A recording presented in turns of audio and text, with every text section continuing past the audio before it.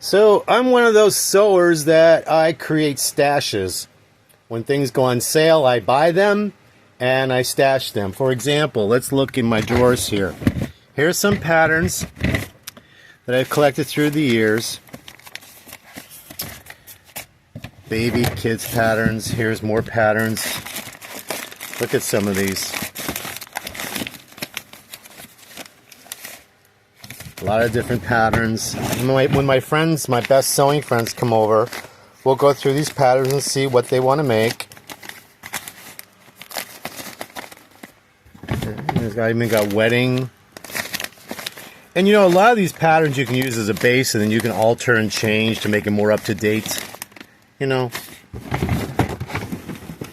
not like hairstyles where people never change their hairstyles. You can always change. You can always change your hairstyle if you want to, but some of you want to live in the past. And if you would live in the past with patterns, here they are. But things that never change is like this. And you can always alter them to change the look. Bathrobes. Bathrobes never change. I have tons of bathrobe patterns. And there's patterns up here. Canadian company. They sell these patterns. J. Lee. I like J. Lee. J. Lee's a good pattern company. See? And I got all the men's shirt patterns here. Suits. What's under this one over here? More suits and ties and vests. Yeah, it's really easy to alter patterns once you learn how to sew. Now, a lot of you are saying, oh, there's no place to sew where I live. You know, all they got is quilt shops. Well, yeah, that's true, because that's, you know, nobody wants to change their hairstyle, nobody wants to update, nobody wants to sew clothes. But you'll find your tribe. You'll find your tribe, and thank God for YouTube, because YouTube has a tribe, and there are groups on Facebook that have just for sewing. There's a resurgence of it. I mean, with this economy, there's a resurgence of coming back. And more patterns here for my men. I love sewing clothes. Okay, and then I have some up here. I have more up here. Costumes. Lots of costumes. All different costumes. I have tons of patterns, even quilt patterns. I have home deck. Some old bag patterns. Marilyn Monroe dress. I was watching the Great British Sewing Bee, and they did a Marilyn challenge, and I said, oh, I've got that pattern. I made it one year for a Halloween costume for someone. So that's just one right there.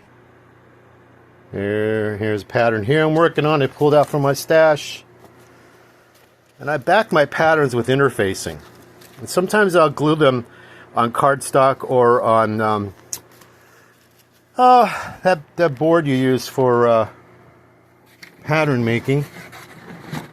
It's like a manila envelope. But I'm finding that for what I'm doing now, I just like backing on interfacing. Then I can fold it up nicely or roll it up and put it in the drawer for another use, because I use a lot.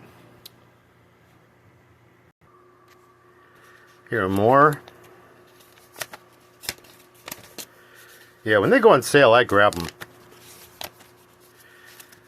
I bought christening gowns. I love heirloom sewing. How many of you like heirloom sewing? I love it. Leather jacket I'll make.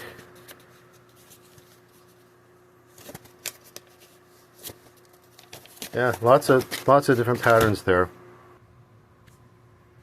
And then I have an old Infant of Prague dress pattern for the baby Jesus statue. I made a few of these, and then I took the pattern, I fused it to interfacing, rolled it up, and I stick it in the tube. And then, speaking of rolling up, I also have PDF patterns that I take to my local, I think it's Staples, or what is it, Staples, or one of those places, and they print it out on a big pattern sheet for me, and then I cut it out. So, PDF patterns are the way people are going today. I mean, it's what seems like what the companies are going for right today. But there are still many of us that keep pattern companies in business. We always will. you know, because we like to sew. And people are saying, where do we get our fabric now? Where do we get our fabric now? Our local quilt shop does not carry garment fabrics. And you know, it's true. That's true. They don't carry anything besides, you know, their cotton quilting fabrics. Sometimes you can find a decent batik to make a shirt or something, but nothing fancy like for stuff like this. But Joann Fabrics, since they closed, Michaels bought them, and Michaels is implementing fabrics into their stores across the country. I was at my local Michaels a few months ago, and they had a row of fabric, and she says, oh, they're expanding. They're going to be adding more rows of fabric. And I said, oh, it's great. I says, because you have a good variety now. You have a good variety now.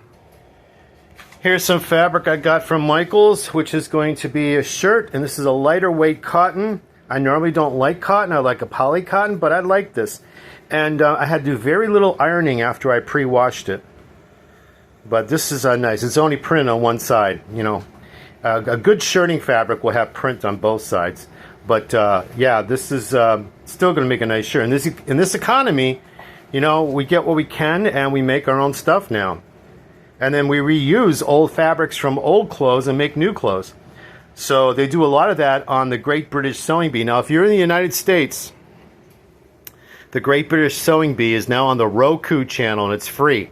There are currently 10 seasons on there, and they do a lot of recycling, so you watch what they do with recycling. The UK has a lot of great home sewers, whereas in America, we've got young fashion designer TV show like Project Runway.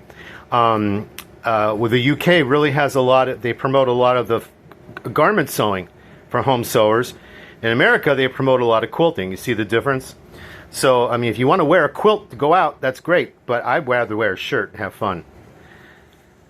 Anyway, that's my collection. That's what I do. And I wanted to show you all. And hope that inspired you. And go to garage sales. My friend who took up sewing seriously 2 years ago, she's been going to garage sales and thrift stores and finding patterns. She's starting her collection now. Yeah, so it's a great time. And, you know, a marketplace on Facebook is selling sewing machines. There's tons of machines up there now. I had perfect luck selling or buying sewing machines on Facebook Marketplace, but the last two that I bought of a brand I didn't have had issues, and we seemed to have some problems with them. And I took them both in for servicing, and they both still are not fixed right. Whereas my other brands that I purchased before, I have no problems with my other brands. But you know what? That's here or there. I did test them before I bought them. They worked fine when I got them. And then who knew they were going to go all haywire after I got them, right? It's a chance you take when you buy used. But there are still some good products out there that families are selling because grandma died. Or grandma's going into a nursing home and the family don't want to sew. So they're selling the machines. And some people think they can get top dollar for it. They're not. They're getting a fraction of the price, and that's all different brand machines. All different brand machines. So I hope this inspires you to get behind the needle and start making your own garments now. You know, start making your own garments. And like I said, watch that project, that Sewing Bee, the Great British Sewing Bee in America on the Roku channel, and see what they do, recycling fabric to make their garments and everything. It's an inspirational, and it's all different genders and different age groups that are sewing on there. They're not in the show for money. They're in the show for a little trophy. That's it. These people have a passion for this. Okay, talk to you later. Bye.